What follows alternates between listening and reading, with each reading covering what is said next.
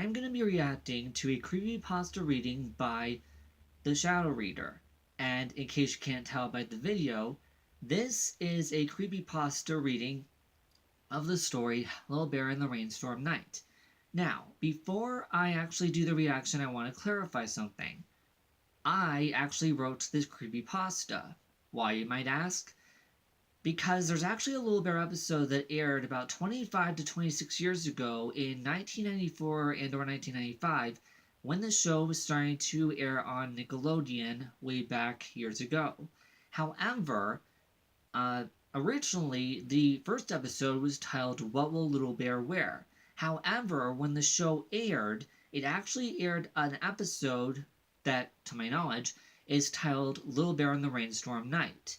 I found this interesting because it was actually similar to a much later Little Bear episode, which in the reading, when Shadow Reader reads the story, there's a lot of information that's explained in regards to what happened. But the reason that I posted it was because I wanted to explain to people my events as well as how I felt in regards to this episode. And the reason I mention all this is because it has been 25 years since I've seen this episode. It only aired 2 times, and I only saw it once in full, and it never aired again. And I've always had this episode fresh in my head. So because of that, I've looked online to try and find, are there any DVDs or VHSs or what have you that might have it. And so far, nothing. Boo! But still, I wrote this story so people would have an understanding of my experience with the episode, as well as trying to get people to understand what the episode was about, and maybe hopefully try and get the word out so that way I could find some information. And so basically, the story is based on my actual events of seeing the episode, as well as the 2 times when I was able to see it, which will be explained in the video, or rather the reading, so to speak. So basically I wanted to just explain all of that. Also, I'm going to give out a huge disclaimer. I do not own the Little Bear television show, or the books, or the images used in the video from the Shadow Reader, or any of the characters or places or anything else like that. All of that is strictly owned by Viacom, the company who owns the Nick Jr. show, as well as a bunch of other channels, which, yes, does include the Nickelodeon, the other shows like Nick Jr., Nicktoons, and so forth. Now, I'm going to give a clear message to Viacom. Now, I'm not bashing you guys, but I want you guys, if anyone at Viacom watches the video, to understand something. I understand that you claimed twice my reaction to Pups and the Werepuppy, despite me making 3 points or so during the time limit in which you claimed. I'm going to say this right now. Viacom, if any of you give me a strike or a claim for this video, if I respond back to you saying that it is invalid, which yes, I will fight this one. Still, nevertheless, if I do this, and you say that my response is not valid, I have to see evidence. I have to see solid evidence that you, Viacom, own not just Little Bear, but specifically, I need to see evidence that you own the episode Little Bear and the Rainstorm Night, as well as anything from the episode. The audio, drawings, the episode itself, anything. I need to see evidence that the episode aired and that you own it in order for your claim or strike to be valid. That's all I'm going to say. Because otherwise, if you cannot provide evidence, to me, that's not good enough. I need to see evidence because, like I said, this episode has not aired within 25 years. Still, that's done out of the way. This will be a reaction to the story reading and the review, so let's get started. Rain, bed covers, and a certain cartoon bear are three thoughts that come into my mind whenever thinking about one of my favorite cartoon shows, Little Bear. In particular, a certain episode that I only saw 2 times. Being an American, a white blonde-haired casual kid, I liked cartoons growing up, but Little Bear was different. It starred a 6-year-old bear named Little Bear who acted just like a human kid. His parents, Mother and Father Bear, acted like typical Norman human parents, except in the bear version and Little Bear's friends, duck, hen, owl, cat, frog, and others acted like their animal selves, minus them being able to speak English.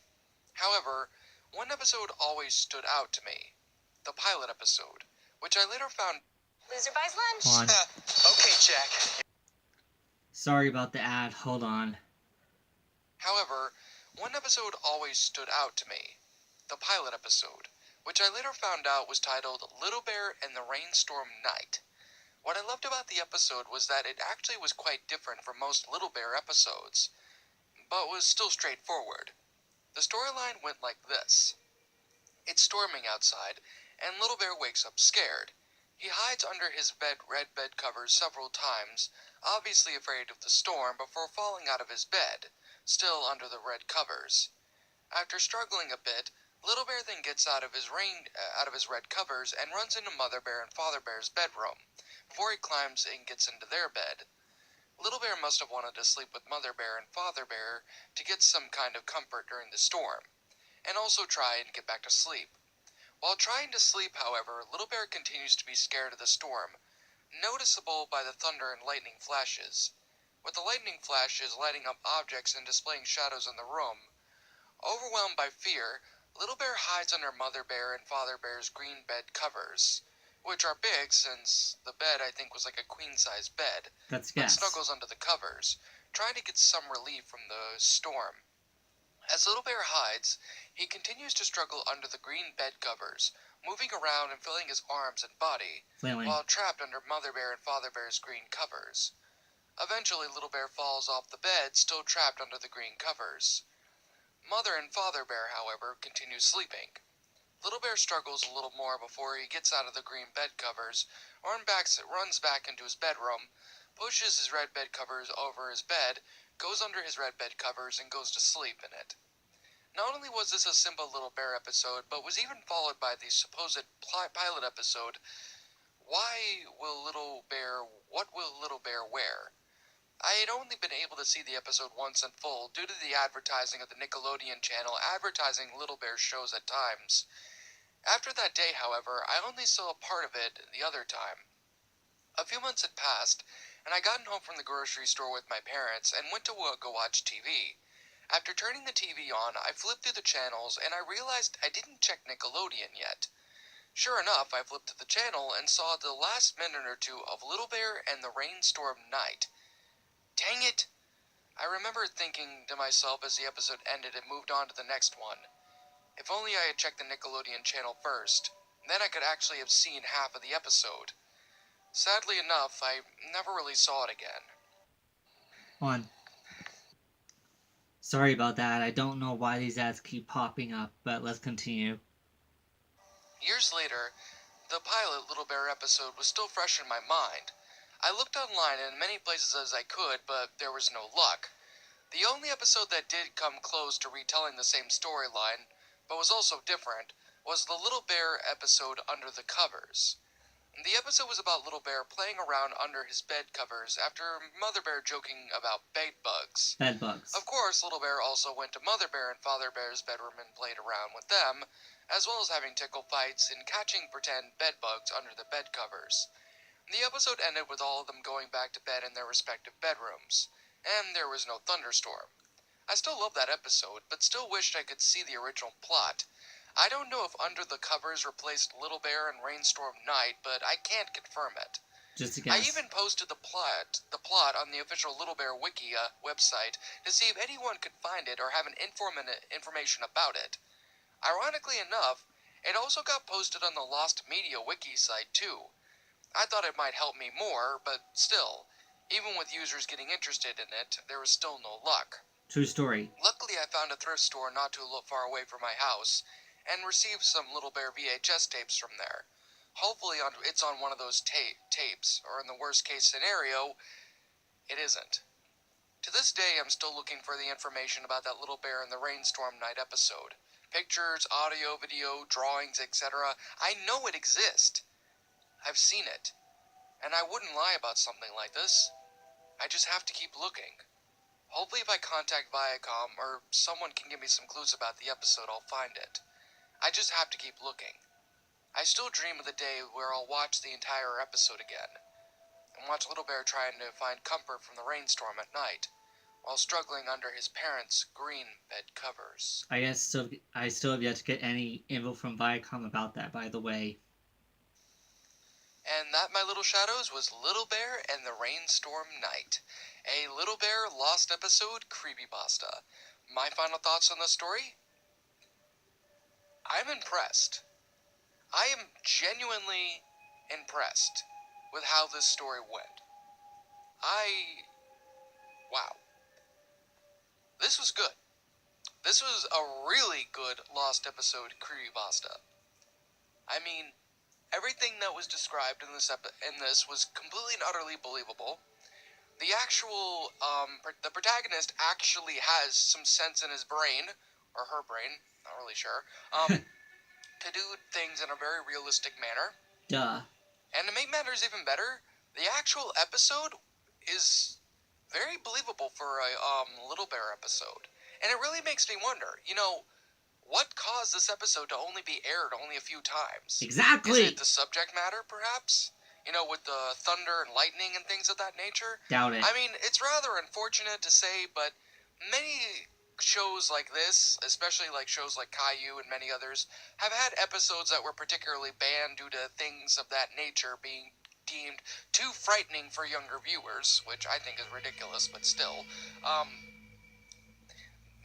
So the idea of this only being aired like maybe a few times out of the year or something is not only extremely believable, but also, pretty good, too. And I love the little description and everything that was incorporated with the story. I mean, with, Little Bear being afraid and doing various things as well to try and, alleviate his fear of the thunderstorm. On. And it kind of surprises me that Mother and Father Bear didn't wake up during that time. Exactly. I guess that was probably a part of the short. And the fact that there was apparently a lot more to it, was also really interesting as well. Now, another thing as well that I can say about the story that I liked a lot was that the grammar, the sentence structuring, the paragraphing, and everything about the story was really good. I mean, I gotta be honest here. It was very good. I mean, this right here is a prime example of what you should do whenever you're sitting there making any kind of story. Not just Lost episodes, but any kind of story whatsoever. You always want to try and incorporate as much good grammar, good sentence structuring, good everything as you possibly can. And paragraphs. That's a really big thing that has to be done. English 101. I mean, that's common sense, but still. Duh. Another genuine thing I actually found about the story was, and honestly, I was a little bit afraid, because it made a mention of, like, going to Goodwill and found a thrift store and found some VHS tapes. Okay, that right there kind of scared me a little. But thankfully, though, it didn't. It just was just a simple message of it. And I actually have to say, it's kind of believable as well. It's actually pretty believable as well. I mean, because, trust me, if you go to Goodwill, you'll find VHS tapes. You'll find a lot of crazy stuff there. I should know. I bought tons of crazy stuff there. Even then, though, this is still a very amazing creepypasta, very enjoyable, very believable, and more importantly, very in character for the show Little Bear. Excuse me. I have to honestly admit, this was great. I liked it a lot. And honestly, I hope you all enjoyed it as well. This is a great story, and I honestly hope you guys check it out. It's on the Spinpasta wiki. And one more thing I gotta say before I actually end the video itself. To the author of the story, you did a very good job. I'm actually quite happy with what you did. You actually managed to incorporate something believable and interesting and brand new with these Lost episode pastas. Thank you. That right there is a really, really, really nice breath of fresh air. I mean, at least to me, though.